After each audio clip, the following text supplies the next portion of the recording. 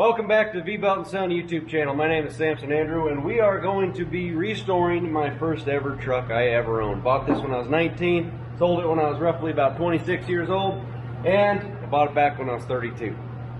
We are giving this thing the treatment, top to bottom, undercarriage, paint job, the whole nine. We're in the phase of the project that nobody likes doing. That is getting rid of all the old paint in order to make it a nice, clean, perfect surface so that we can apply. Arguably, we're going to put some high build primer on here, sand her down, and then give her a nice coat. But go over a couple of the items that I use. I just went cheap on this one. Simple decal remover, put it on the drill gun, boom, boom, boom, boom. It's like a big rubber eraser. This thing's, well, it's on its 9th life. I've had to rebuild this thing. It's got a bolt in it and a different thread tap. It's just, normally this thing, eBay, you know, it can wear out. DA sander, orbital. This thing, I use the crap out of this. Arguably could upgrade to an air one, but I have some 80 grit on here because I was really trying to chew through the stuff on the hood. And when that doesn't work, you switch over to the contour grinder, and this thing is an absolute beast. But let me show you what we're working with, because this truck, when I bought it in 2011, it had just been painted. So 2010, 2011, Mako threw a coat on it, and they did a little bit of primer body work in areas, and then other areas I think they did a scratch and spray, and we got what we got. So let me show you what we're dealing with and tell you the story. So you look back here, this door don't match. I swapped it out. You see that in the last video. It had a chrome stick-on rocker strip right here, and you can kind of see it didn't really hurt the cab, but it really hurt the doors, and they were pitting some holes. So I ended up just making the executive decision. We swapped out the whole door. Wish I could have saved it, but at the end of the day, these are nice doors. I'm glad they're going to a good use. But the truck was originally black, so you can see here we're starting to bleed through and getting into the black, and I'm debating on just deleting on all that. But the way it goes is, if that's really attached and it's got good bondage, just put some primer over it and we can let it run. That's a scratch and spray kind of a deal. But you put primer on top of that and it's going to adhere even better. But once you start breaking through and showing steel, then you definitely got to put some primer. That is 100%. This truck is not going to be a simple scratch and spray, because we're going to have to do a lot of stuff. Now, in 2011 when I bought it, the paint job was beautiful, brand new. But within that first year, the hood started bubbling up and popping the paint off right here in big chunks. So in 2016 or so, or 2017, I don't remember what year it was, I ended up selling this truck. All I did was I literally pressure washed all the flakes of paint off of there, and then I just sanded it and hit it with like 3 coats of rattle can. Well, that stuff has started to fail long ago, apparently. That's been a minute. But let's go up on the roof, because I did the same thing up there. So I'll show you how this is getting broke down, because it's kind of funny how some areas of this, it kind of held the paint. Obviously down in here it did okay, but it looks like they almost primed it right here, but then they didn't do nothing up top. You know what I mean? I don't know. So what goes on is you can spend all week sanding this down with the DA, but that's just not going to get her anywhere. So what we're going to do is just go ahead and buzz all this off there with a contour grinder, and I'll show you down here. I'm thinking any of the original, what the hell was that? I'm thinking areas like this, it almost looks galvanized, but up in here is just so far gone. I just went ahead and hit it with the contour grinder. So we'll start with that, show you guys how that escalates, because when it comes down to doing this stuff, you might as well just rip her all down. The 66 crew cab build I did last winter, I used this thing and I cleaned the whole cab, hood, fenders, bed, everything down at bare steel with this, and then did my body work. Yeah, this thing is a trip right here. So we'll go ahead and probably go up on the roof and just start up there. Wear a mask. Definitely wear a mask. I have 2 cabin filters inside the shop going right now. Fan blowing clean air in and fan trying to exit it. This is an outdoor job, but we're indoor.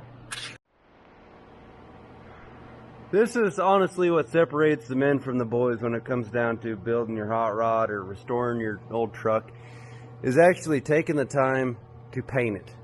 If you don't know how to do it yourself, you learn how to do it, or you pay somebody else to, because this is by far super time intensive and expensive way to go about it, especially if you hire somebody else to do it. But this is a I think it's like 100 or 80 grit, I don't forget what it is.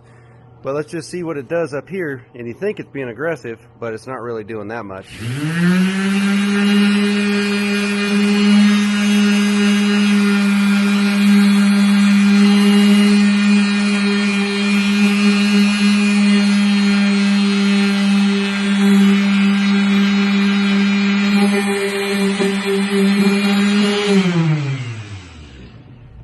So all this steel up here, the whole roof structure is in awesome shape, but it's got several layers of contamination that you just really cannot expect paint to stick to. So we have to basically take this thing down to nothing because it's starting to surface rust. There's some good areas up here of it, and then it's got 3 to 4 layers of different kind of crap up here from paint over the years, and then it even has tree sap on it right there. Look at that, that's neat. So we're going to throw the contour grinder at it, and this is literally a magic trick as far as everything else when you're doing this kind of deal. These big flat surface areas are really money, and you can just go back and forth one-handed with this thing.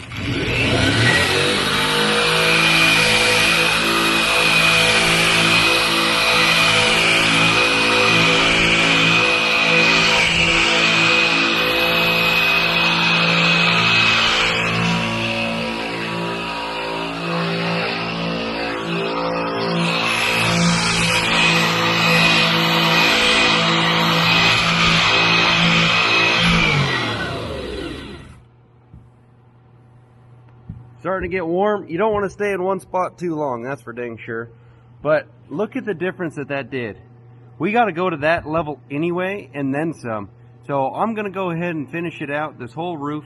It should only take literally a couple of minutes to go ahead and polish this. The only thing that restricted me is, you know, the reach. So I'll have to get around the sides and stuff like that so I can get all of it. But this is going to save a tremendous amount of time. And I will tell you this much, unless you're getting paid big bucks to do this kind of work, it kind of sucks doing this day in and day out, especially if it's your own project rig. So anytime that you can save, this thing was expensive about the Eastwood one before Harbor Freight came out with it, but this is a absolute game changer. And the head, this thing lasts a while, and it's like 40 bucks or 20 bucks or something like that. You can put the Harbor Freight one on there. But let's go ahead and buzz this out, and then we'll go ahead and switch to 220 and put it back on the orbital. And then this honestly will be pretty much done and ready for primer, basically.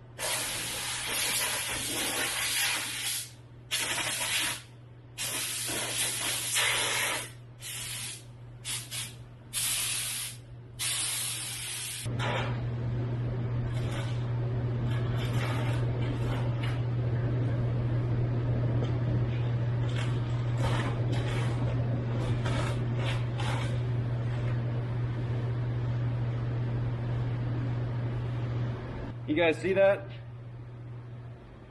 This floor was cleaned before that truck was parked in here. I didn't even get all of it either, and not to mention how much stuff actually goes through the filter system and or got sucked outside through the vents. But there is a heavy amount of paint material completely stripped off that truck. So I'm going to go ahead and show you guys what I tackled, and what time is it? I thought I spent 4 hours today working on this truck, but actually I only spent 3. So let's go over everything and show you how much progress I got knocked out. I don't know when the time lapse shut down or I shut it off, but we're just trying to get something done. To be honest with you, if you can tell by my voice, I'm a little bit sick, and I was just happy to come down to the shop and do a little bit. I figured if I just put the mask on and just hunkered down, listen to some Linkin Park, and just tried to accomplish anything today. And I'm feeling actually pretty good now. Just went and got the Mechalec strapped down for tomorrow's job, so that's ready to go, and starting to get a little bit of my spirit back, so that's neat. So I'll show you how the 96 is looking. One thing you're going to note when you're digging this deep in the trenches and going, one thing to note when you're digging this deep and going down to bare steel, you're going to find some stuff, I guarantee it. There's actually some mud right here filling in a dent. That is the smallest thing on our concern level though, because that, I'll put the studs on that and pull it back out a little bit. There was one over here that I know I'm going to have to tackle. So we got 2 dents on the hood. Other than that, that bad boy turned out perfect. I don't really think I'm going to try and tackle too much more on it. I need to go over it with a 220, just with the orbital, and that'll be good. It'll get rid of these, you know, windrows and stuff that are on there. Tackled a little bit on the fender, but that actually still had some good paint underneath there. So I don't know if Dodge, when they built the truck, they, you know, sprayed the hood at a different time, or somebody else. I don't know what happened. But this is actually holding together really well. Obviously the red paint on the whole thing sucked, so we're getting rid of all of that. And this door turned out all right. I think that's about 80% done. I need to go through and do the nooks and crannies. And when I hit it with the air hose, it started popping off the clear coat. So that's neat. I did notice this though. That door had been resprayed. There was some Bondo surfacing underneath there. I'm not going to dig any deeper than that because that's still holding together really well. And as far as what we got to do on the cab, I had to pump the brakes because I need to take this back glass out so I can get in the nooks and crannies, because you start running the power sander next to this, you touch the glass, and now you got a bad spot in the glass and it looks like crap. So let's walk the other side. I do have that one spot. I need to do a little bit of stud pulling down here. It's actually got a decent dent. I might actually try to get inside the cab and give that the old curb stomp, because yeah, that'd probably be easier rather than try to put 30 studs on there and yank on it. If I can get to it from the inside, far better off to do. This door, didn't even get around to it yet, but it doesn't look too bad. Did a little bit up there. I gotta get the handles, mirror, badging, and the trim. That needs to come off of there. But the area that I'm pretty stoked about, because it's normally the worst to do, that is the roof. And I'm glad I discovered certain ways to do stuff a little bit different, and such as that contour grinder. That thing is just an absolute boss when it comes down to this, because we know the paint, the red, was crap. Anything that was on there was just contamination, so we need to get rid of all of that. So contour grinder broke all that down perfectly, and I went over all this with 220. You can see a couple of the windrows, but as far as the roof goes, once I put some high build primer on this thing, it doesn't even really justify putting high build on there. Probably regular would be fine. But once you run over everything with 220 with orbital, I like the long block on it just so it kind of settles a little bit better. It doesn't need to be the most perfect paint job. The truck has over 360,000 miles on it. So just to get the thing restored to a level that you took it into town and people looked at it and went, that's a nice looking truck. That's real nice. So I just got to pull that dent over there, do a little metal on this side, and that's, I mean, honestly about it. We got really lucky at how well this is turning out, all things considered, because those the quarters or whatever, the lower rocker thing, those could have been really bad. I already sprayed this with acid treatment, so it's been sitting on there for a couple weeks trying to kill the rust inhibitor or whatever you call it. But I'm pretty happy with the progress for a couple hours today. That's not bad at all, especially since I'm not at 100% or even close to it. I think we got quite a bit done. My little scooter just turned off. If I talk to you guys about this thing, it's actually pretty sweet. I use this thing all over the place. We used to ride side by side back and forth. Scratch out. I used to drive the quad back and forth, and the quad stopped running, so it's out in the tree line now. And started running the side by side, but that chews up the gravel something fierce because I got a solid rear end all the time. Then I got an electric bike. That thing's sweet. I actually drove my truck around during the winter time, going back and forth on the property. But this little scooter, man, just get on it, gone. I'll put a link down in the description below. But hopefully you guys enjoyed this video and learned a little bit from it. That is one thing that I've definitely learned throughout the process of going through multiple builds of these trucks, is how to speed things up in areas that, you know, really count.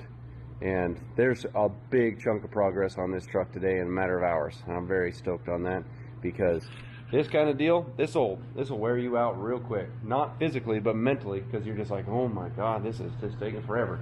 So a couple more days working on this thing. Hopefully we'll be ready to spray some primer on it, and then a couple days after that we'll really spray some color. Anyway, hopefully you guys enjoyed it. Comment below what you guys think about the bare steel look. It's actually in really good shape. Anyway, see you guys in the next one. Later.